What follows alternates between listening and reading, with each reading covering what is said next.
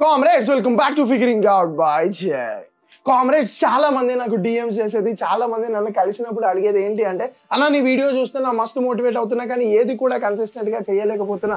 Gym start చేస్తున్నా 10 days కన్నా ఎక్కువ చేయలేకపోతున్నా. ఒక వర్క్ స్టార్ట్ చేస్తున్నా దాని మీద 10 days కన్నా ఎక్కువ ఫోకస్ లేకుండా పోతుంది. వీడియో స్టార్ట్ చేస్తున్నా, నీ వర్క్ షాప్ అటెండ్ అయ్యి వీడియో స్టార్ట్ చేస్తున్నా కానీ అవి కూడా కన్సిస్టెంట్ గా చేయలేకపోతున్నా. బట్ నీ వీడియోస్ చూసినప్పుడు మాత్రం సూపర్ గా నేను మోటివేట్ అవుతున్నా, బట్ అది లాంగ్ రన్ లో కంటిన్యూ అవ్వట్లేదు. రీజన్ ఏంటి అంటే కామ్రేడ్, దానికి ఓన్లీ వన్ రీజన్, డిసిప్లిన్ అనేది ఉంటే నువ్వు కన్సిస్టెంట్ గా థింగ్స్ ని చేయగలవు. డిసిప్లిన్ అనేది ఉంటే థింగ్స్ అన్నిటిని నువ్వు వర్కౌట్ చేయగలవు. సో ఈ డిసిప్లిన్ ఎలా బిల్డ్ చేసుకోవాలి అంటే త్రూ RRR రూల్. RRR అంటే రాజమౌళి డైరెక్ట్ చేసిన మూవీ కాదు. RRR అంటే రీజన్, రీసెర్చ్, రిపిటేషన్. సో ఈ 3 things మిమ్మల్ని డిసిప్లిన్ లో ఉంచడానికి హెల్ప్ అవుతాయి. సో ఈ ఫార్ములా నేను కనిపెట్టింది కాదు. No excuse, the power of self discipline అనే బుక్ నుంచి చెప్తుంది. సో ఈ బుక్ లో చెప్పే పాయింట్ ఏంటి అంటే, ఫర్ ఎగ్జాంపుల్ ఒక నేమ్ తీసుకుందాం, జాక్. ఈ జాక్ గడ్ ఏం చేస్తాడు అంటే ఇర్రెస్పాన్సిబుల్ గా ఉంటాడు. చిన్నప్పుడే వాడి ఫాదర్ చనిపోయారు అనమాట. సో ఇంకా భయం లేకుండా ఇష్టం వచ్చినట్టు ఎంజాయ్ చేయడం కానివ్వండి, ఇష్టం వచ్చినట్టు తాగడం కానివ్వండి, ఇష్టం వచ్చినట్టు ట్రిపుల్కి వెళ్ళడం కానివ్వండి, ఏ వర్క్ చేయకపోవడం కానివ్వండి, క్లాస్ లో వినకపోవడం కానివ్వండి, ఇలాంటి థింగ్స్ అన్ని చేసేటోడు అనమాట. మొత్తం ఆల్కహాల్ కి అడిక్ట్ అయిపోయి ఫ్రెండ్స్ తో 24 గంటలు తిరగడం. సో ఇలాంటి థింగ్స్ చేసేవాడు అనమాట. వాడికి వర్క్ ఎందుకు చేయాలి, మనీ ఎందుకు సంపాదించాలి, దేనికి కూడా ఏం పాయింట్ ఉండేది కదనమాట. సో వాళ్ళ మమ్మీయే కష్టపడి వీడిని వాడి చెల్లిని పెంచుద్ది అనమాట, జాబ్స్ చేసి.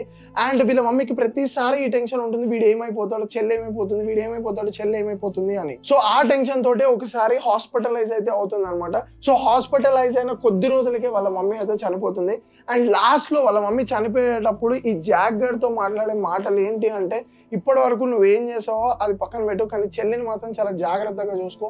ఇప్పటి నుంచి థింగ్స్ అనేవి నువ్వు అనుకున్నట్టు ఈజీగా ఉండవు, చెల్లిని మాత్రం జాగ్రత్తగా చూసుకుంటావు అని నాకు మాట ఇవ్వు అని చెప్పి ఆ మాట తీసుకొని తనైతే చనిపోతుంది అనమాట. ఎప్పుడైతే వాళ్ళ మమ్మీ చనిపోతుందో, ఎప్పుడైతే వీడు ఆ మాట ఇచ్చాడో అప్పటి నుంచి కూడా బ్యాడ్ హ్యాబిట్స్ అన్ని బంద్ చేసి వాడు వర్క్ చేయడం స్టార్ట్ చేస్తాడు. పార్ట్ టైం జాబ్స్ ఎత్తుక్కోవడం స్టార్ట్ చేస్తాడు. 1, 2, 3 అలా 3 పార్ట్ టైం జాబ్స్ ఎత్తుక్కొని పొద్దున సాయంత్రం రాత్రి వరకు కష్టపడి ఆ అమౌంట్ అన్ని సేవ్ చేయడం స్టార్ట్ చేస్తాడు. ఫ్రెండ్స్ అందరికీ నేను రాను అని చెప్తాడు. ఆ బ్యాడ్ థింగ్స్ ఏవైతే ఉంటాయో, బ్యాడ్ హ్యాబిట్స్ ఏవైతే ఉంటాయో అవన్నీ కూడా పక్కన పెట్టేసి చాలా కాన్సన్ట్రేషన్ తోటి వర్క్ మీద కాన్సన్ట్రేట్ చేస్తాడు. ఎందుకు ఈ జాక్ అనేటోడు ఒక ఇర్రెస్పాన్సిబుల్ పర్సన్ నుంచి ఎలా ఒక రెస్పాన్సిబుల్ పర్సన్ గా మారాడు అంటే, that's only because of reason. So నువ్వు చేసే పనికి ఒక స్ట్రాంగ్ రీజన్ లేనంత వరకు అది సరదాగానే ఉంటది. నాకు 1 million అనేది నా టార్గెట్, దానికి నాకు స్ట్రాంగ్ రీజన్ ఉంది. లిటిల్ స్కూల్స్ బిల్డ్ చేయడానికి నాకు ఒక స్ట్రాంగ్ రీజన్ ఉంది. నేను ఈ రోజు ఈ వీడియో చేస్తున్నాను, అప్లోడ్ చేస్తున్నాను, క్లయింట్కి ఒక థింగ్ డెలివరీ చేస్తున్నాను, ఇన్ని థింగ్స్ చేస్తున్నాను అంటే వాటన్నిటికీ కూడా చాలా స్ట్రాంగ్ రీజన్స్ ఉన్నాయి. మేబీ అది ఫైనాన్షియల్ రీజన్స్ అవ్వచ్చు, మేబీ నేను పాస్ట్ లో ఫేస్ చేసిన ప్రాబ్లమ్స్ అవ్వచ్చు. సో అందుకని నేను కొన్ని స్ట్రాంగ్ రీజన్స్ పెట్టుకున్నా. నువ్వు జిమ్కి వెళ్ళాలన్నా, ఇంకేదన్నా చేయాలి అన్నా ఏదో జనరల్ గా అందరు చేస్తున్నారు కదా మనం కూడా చేద్దాము అంటే అది అట్లనే ఫ్లోలో అయిపోతుంది. ఆ ప్రతి దానికి కూడా, నువ్వు చేసే ప్రతి పనికి కూడా ఒక స్ట్రాంగ్ రీజన్ ఉండాలి. ఎందుకు చేస్తున్నావు, దీని పర్పస్ ఏంటి, ఎండ్ ఇన్ మైండ్ ఏంటి, లాస్ట్ లో దీని నుంచి మనకి ఏమొస్తుంది, అది మనకి ఎంత అవసరం. సో ఈ థింగ్స్ అన్ని తెలుసుకొని మనం చేసే ప్రతి పనికి కూడా ఒక స్ట్రాంగ్ రీజన్ ఉంటే, నీకు ఇన్స్టాగ్రామ్ లో ఫాలోవర్స్ ఎందుకు, నీకు బిజినెస్ గ్రో అవ్వాలి, ఎందుకు గ్రో అవ్వాలి. సో ఈ థింగ్స్ అన్ని తెలుసుకొని నువ్వు రీజన్స్ వెతుక్కొని ఆ రీజన్స్ ని చేంజ్ చేస్తున్నట్లయితే డెఫినెట్ గా డిసిప్లిన్ అనేది బిల్డ్ అవుతుంది అండ్ నీ టార్గెట్స్ ని ఇంకా తొందరగా రీచ్ అవ్వడానికి హెల్ప్ అవుతుంది. ఫర్ ఎగ్జాంపుల్, ఒక ప్లేస్ దగ్గర నీకు ₹1,00,00,000 దొరుకుతున్నాయి అన్న ఇన్ఫర్మేషన్ నీకు వచ్చింది అనుకో, ఇట్లానే రిలాక్స్ గా ఖాళీగా కూర్చుంటామా, వర్షం పడ్డా, ఎండ పడ్డా, టైర్ పంచర్ అయినా సరే, ఉరుక్కుంటూ వెళ్ళైనా సరే ఆ ₹1,00,00,000 అక్కడ నుంచి తీసుకోవడానికి మనం వర్కౌట్ చేస్తాం. అంటే అక్కడ ఒక స్ట్రాంగ్ రీజన్ ఉంది, అంటే అక్కడ ఒక థింగ్ ఉంది స్ట్రాంగ్ గా, అది నిన్ను ఇక్కడ నుంచి లేస్తుంది అనమాట. సో నీ రీజన్ కూడా, నువ్వు దేనికి వెళ్దామనుకుంటున్నావు, ఏం చేద్దాం అనుకుంటున్నావు అనే రీజన్ కూడా నిన్ను ఈ రోజు కంఫర్ట్ జోన్ నుంచి తీసుకొచ్చి బయట పెట్టగలిగితేనే అది స్ట్రాంగ్ రీజన్ అవుతుంది. అలాంటి రీజన్ అంటే జనరల్ గా వెతుక్కోకండి. అంటే ఇప్పుడు నాకు గర్ల్ ఫ్రెండ్ బ్రేకప్ చెప్పింది ఖచ్చితంగా అలాంటివి కాదు, ఒక స్ట్రాంగ్ రీజన్ ఉండాలి. సెకండ్ థింగ్ వచ్చేసి, మోస్ట్ ఇంపార్టెంట్ థింగ్ వచ్చేసి, నీకు ఒక రీజన్ దొరికింది, నెక్స్ట్ నువ్వు చేయాల్సింది వచ్చేసి research is the second most important thing. ఈ బుక్ లో ఏదో చెత్త ఎగ్జాంపుల్స్ ఉన్నాయి, బట్ నేను చెప్పాలనుకుంటుంది ఏంటి అంటే, ఫర్ ఎగ్జాంపుల్ నువ్వు డబ్బులు సంపాదించాలి అనుకున్నావు, అది నీ స్ట్రాంగ్ రీజన్. అంటే ఏదో ఒక థింగ్, ఒక ఫైనాన్షియల్ ప్రాబ్లం వల్ల నువ్వు డబ్బులు సంపాదించాలి అనుకున్నావు, అది స్ట్రాంగ్ రీజన్. దానికి నువ్వేం చేయాలి? స్టాక్ మార్కెట్లోకి వెళ్తే మనకి ఎక్కువ డబ్బులు వస్తాయా, దీంట్లోకి వెళ్తే మనకి ఎక్కువ డబ్బులు వస్తాయా, దాంట్లోకి వెళ్తే మనకి ఎక్కువ డబ్బులు వస్తాయి, ఏది నేర్చుకుంటే మనకి ఎక్కువ డబ్బులు వస్తాయి, ఈ రీసెర్చ్ అనేది నువ్వు చెయ్యకపోతే ఆ రీజన్ గానే ఉంటుంది, ఆ స్ట్రాంగ్ మోటివేషన్ కూడా మోటివేషన్ లానే ఉంటుంది. కానీ ఎప్పటికీ కూడా మనం గోల్ని అచీవ్ చేయలేము.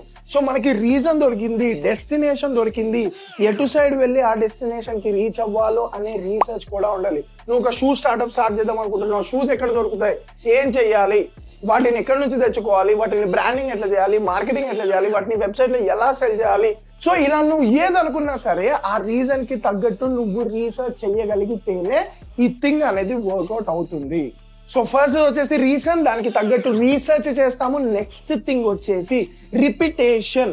అంటే నువ్వు చేసిందే మళ్ళీ మళ్ళీ చేయడం చేయాలి. అంటే ఫర్ ఎగ్జాంపుల్ నువ్వు ఒక గోల్డ్ మెడల్ కొడదాము అనుకున్నాను, దానికి రన్నింగ్ హీరోస్ ప్రాక్టీస్ చేస్తాను, సరిపోతుందా, వచ్చేస్తుందా మేడం, మళ్ళీ చేయాలి మళ్ళీ చేయాలి మళ్ళీ చేయాలి మళ్ళీ చేయాలి మళ్ళీ చేయాలి. ఫర్ ఎగ్జాంపుల్ నేను 1 మిలియన్ నా టార్గెట్ అనుకున్నాను, 1 మిలియన్ రీచ్ అవ్వాలి అనుకున్నాను. ఒక వీడియో చేస్తే అయిపోతుందా, 10 వీడియోలు చేస్తే అయిపోతుందా, 20 వీడియోలు చేస్తే అయిపోతుందా, మళ్ళీ మళ్ళీ మళ్ళీ మళ్ళీ నేను చేస్తూనే ఉండాలి. ఆ టార్గెట్ రీచ్ అయ్యేంత వరకు నేను చేస్తూనే ఉండాలి. ఇప్పుడు ఫిట్నెస్ అనుకున్నాను, నాకు బాడీ బిల్డ్ అవ్వాలి, ఒక్క రోజు జిమ్ చేస్తే సరిపోతుందా, మళ్ళీ మళ్ళీ నేను చెయ్యాలి. నీకు స్ట్రాంగ్ రీజన్ ఉంది, దానికి తగ్గట్టు నువ్వు రీసెర్చ్ చేసావు, నీకు బాడీ రావాలి, కాంపిటీషన్ కొట్టాలి అనేది స్ట్రాంగ్ రీజన్. దానికి తగ్గట్టు నువ్వు రీసెర్చ్ చేసావు, ఏం తినాలి, ఎప్పుడు తినాలి, ఎంత తినాలి అని రీసెర్చ్ చేసావు, డైట్ ప్లాన్ అనేది నీ రీసెర్చ్. ఇప్పుడు రిపిటేషన్ అంటే మళ్ళీ మళ్ళీ చేస్తుండాలి, మళ్ళీ మళ్ళీ చేస్తుండాలి, మళ్ళీ మళ్ళీ చేస్తుండాలి, దాన్నే రిపిటేషన్ అంటారు. మీరు నెంబర్ ఆఫ్ ఎగ్జాంపుల్స్ తీసుకోండి, ఈ 3 థింగ్స్ వల్లనే, రీజన్, రీసెర్చ్, రిపిటేషన్ వల్లనే ఆ థింగ్స్ అనేవి సక్సెస్ అయ్యాయి. సో మీరు కూడా ఒక స్ట్రాంగ్ రీజన్, ఒక స్ట్రాంగ్ రీసెర్చ్, ఒక స్ట్రాంగ్ రిపిటేషన్ తోటి మీరు చేస్ చేయగలిగితే ఖచ్చితంగా సక్సెస్ అవ్వడానికి ఛాన్స్ ఉంది. So this is from my side. ఇది చాలా మంది రిక్వెస్ట్ చేశారు కాబట్టి ఈ చిన్న ఫార్ములా అయితే మీకు షేర్ చేసుకుందాం అనుకున్నా. And love you all comrades. Next videos కోసం వెయిట్ చేయండి, అద్దరిపోతాయి చాణక్యుడు సిరీస్ అయితే.